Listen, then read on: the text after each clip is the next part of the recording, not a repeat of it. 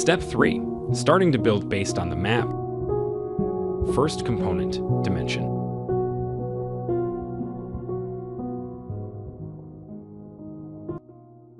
Now let's go to the implementation, the third step. So far, we created the data source and the data source view DSV. Now, the third step we gotta take in the Visual Studio 2022 environment is to implement the three main components of our work, which we need for every analysis of the data. The three main components include dimension, fact, and cube. We'll first talk about dimension and how to implement it, and then we'll move on to fact and its implementation. Eventually, we'll discuss the cube, which is our final output in 3 steps. Each of these 3 components has parts of its own, which we'll discuss when we get to each of them, and we'll explain their components and how to implement them in detail. So let's go and build our dimensions first. In this section, we gotta implement our dimensions based on the star schema structure we already created. You saw in the last segment that we need 5 tables for our work, of which 3 are dimensions and 2 are facts. So we need to create 3 dimensions separately, including product, date, and sales territory. It must be mentioned that dimension settings will be made in this section. For instance, one of the exclusive features of OLAP that makes reporting different from traditional methods is the concept of hierarchy, which we'll discuss later. Don't forget that we merely specified the facts and dimensions in the last segment. It means we said that we need these tables for our work, among which this many are dimensions and this many are facts. And these tables contain the data we need. But the tables themselves should be optimized for this specific project. This is the philosophy behind the steps we gotta take. We do a series of work in each step to eventually reach the data optimized for that specific business.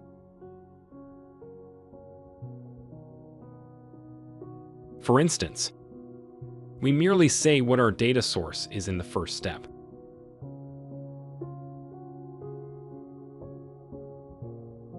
In the second step, we have a general structure of dimensions and facts, and dimensions and facts are specified and separated from one another.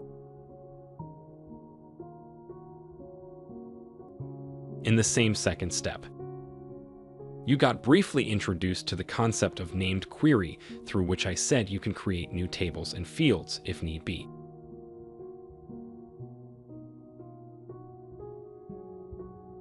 This means that I may have a series of data that are not available in the current tables, but the data we need is generated if we join these tables together.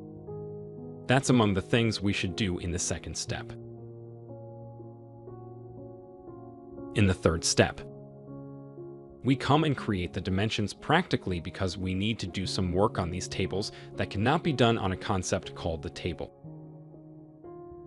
These works have only been defined on the concept of dimension. The hierarchy we mentioned above and we'll talk about later is among the examples of this. So you see, we're not gonna take the data we're given directly, give it to the tool, and get the output.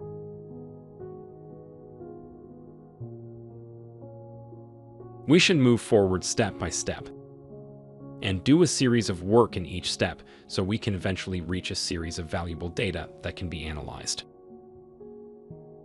I said this so you understand why we need to take some steps and figure out that you need to know the concept and application of each step as a data analyst and follow up on the work you gotta do in each step carefully. This helps you get the more accurate output. And these fine pieces of work are what sets professionals apart from others working in this field. This was a simple nudge to remind you not to skip through any of the steps easily. and try to understand them instead of seeing them as just some steps you gotta take. So let's go and create the first dimensions we need. First of all, let me make a general classification for the types of dimensions and talk about each of them, how to create them, and their differences. We have two types of dimensions in general: database dimension, queue dimension. The first group, which is the database dimension, includes the dimensions that are defined here at the solution level. And the second group, which is the cube dimension, includes the dimensions that are created in the cube. Now, what do these mean? Let's go and do the work in practice so you can learn. In the following, we're gonna create the dimensions based on the 3-dimension tables we defined in our schema. To create the first dimension, sales territory, follow the following stages. Well, you've probably guessed that at this step, you gotta create the dimension. To create a dimension, we simply right-click on the dimensions and select New Dimension from the menu that opens.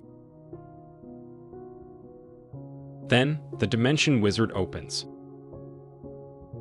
We hit Next and move forward. In the next window, we see 4 options telling us how the dimension can be created, and we gotta choose amongst them. Among the options, this one, which is called Use an Existing Table, is gonna be used for our work. The reason for choosing it is that we already have the dimension tables in our schema and we're going to use them. Just as easy. So I hit this option that says Use an Existing Table and leaves the others. And click Next. Now in this window, I should specify 3 types of information for the wizard.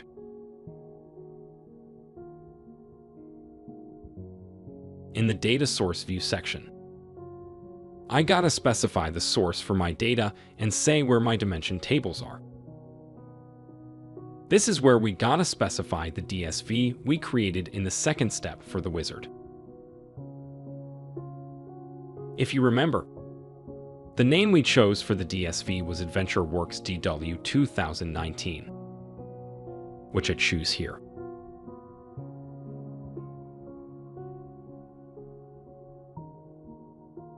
In the main table, I gotta specify which of the tables in this data source I need. Look here. When I open this section, the list of all the tables in the DSV is displayed for me. It displays all the 5 tables, and I gotta choose the ones that I need from them. But don't say that I'm creating dimensions. Why is it showing me the fact tables as well? Don't forget that it doesn't know which table is dimension and which one is the fact. We put these prefixes there. It's in this step and the next one that we got separate dimensions and facts. I already said that this is the reason why I defined several steps to do the work, and must take them one by one until the work is complete. Here I'm explicitly saying that this is my dimension. I should do the same thing for the other sections and make the tool understand what these items are. So let's move on. Since I want to make a dimension out of the dim sales territory table with the same name, I select dim sales territory table from the list. I repeat again.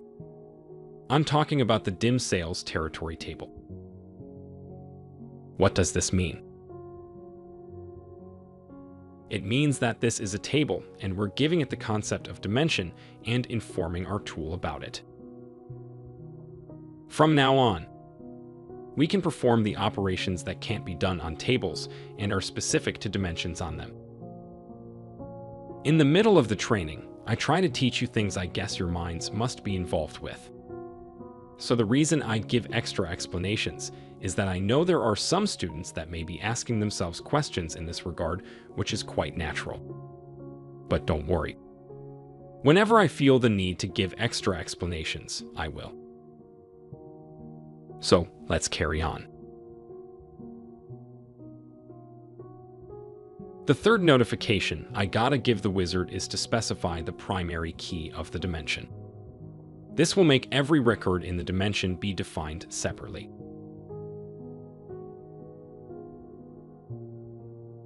On the other hand,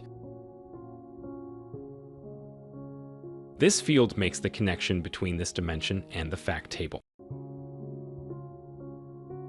Since the field defined as the primary key in the dimension table is also defined in the fact table as a foreign key. This is how the two tables are connected. The sales territory key is the primary key in the dim sales territory table. So I consider this column as the primary key here.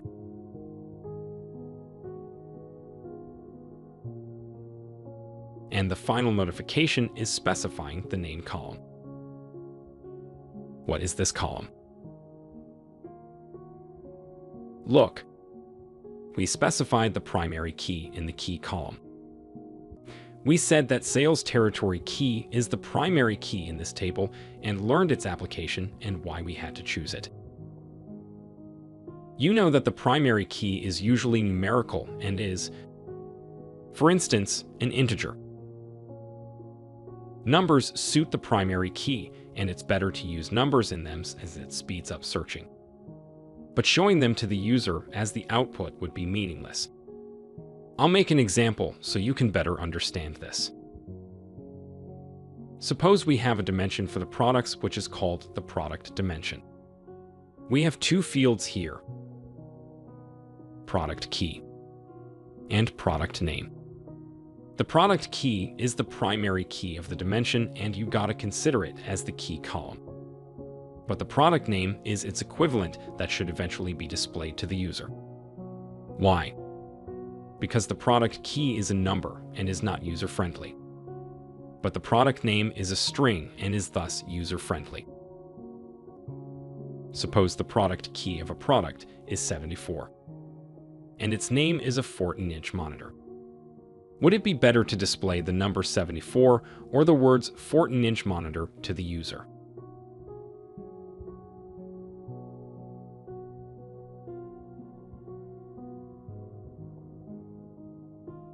So we come and consider the sales territory region as the name column here. So in this section, we set all the features we wanted available in the dimension. And we'll hit next to carry on with the work. Now in the next window, we gotta specify the list of the attributes that we need to be displayed in the dimension. You know that the tables are made out of several attributes. And here you gotta specify which of the attributes from the list displayed here must be available in the dimension. I check some items to select them. This column entitled Enable Browsing has been selected by default. If you unselect it and remove the checkmark beside it, it will no longer be visible for the end user when they're seeing the dimension. I keep it in the default selected mode. The attribute type column's task is obvious from its name. If you want to change a specific column, you can do it using this. Of course, this tool tries to show the right values based on the type of column, and you don't have to make the adjustments yourself most of the time. So I don't change anything in this section either.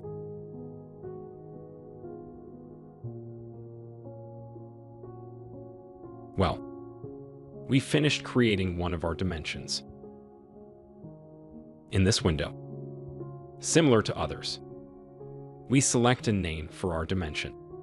I've chosen dim sales territory for it, and you can use any name you want. And we hit the finish in the end.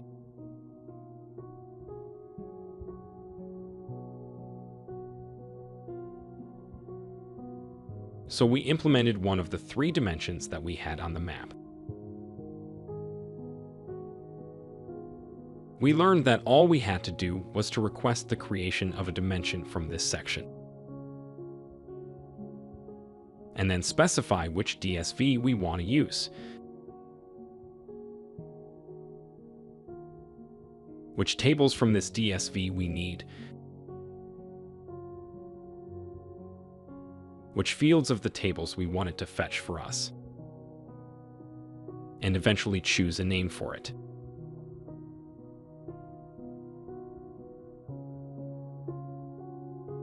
We can now see the created dimension if we go to the Dimensions section. Look here. This is the dimension we created under the name dim sales territory. You can see the dimension prefix, which is dim, and the dimension symbol on its left, which indicates this is a dimension. Now, if you pay attention here, you can see that every time we open a dimension by double-clicking on it, the design environment opens on the left, which is the exclusive environment for this dimension where we do the respective work on it. Let's have a look at this environment. We see the name of the dimension up here, and the word design inside a bracket that specifies its mode. This environment has 4 columns: dimension structure, attribute relationships, translations, and browse. The first tab, which is dimension structure, includes 3 columns. The first one being attributes and indicating the attributes existing in this specific dimension. You see here that this dimension includes 3 columns, which we specified when we were creating it. The second column is called hierarchies and specifies the hierarchies, which is one of the important topics in dimensions we'll talk about. Here we can specify the hierarchy for any dimension that needs hierarchies. For instance, we can make hierarchies for dates. We'll talk more about this and how to create this later.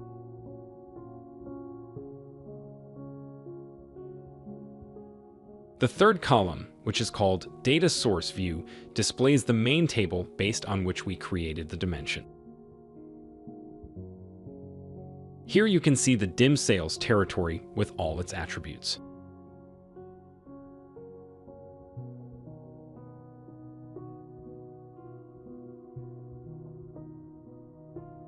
Well, I implemented one of the dimensions.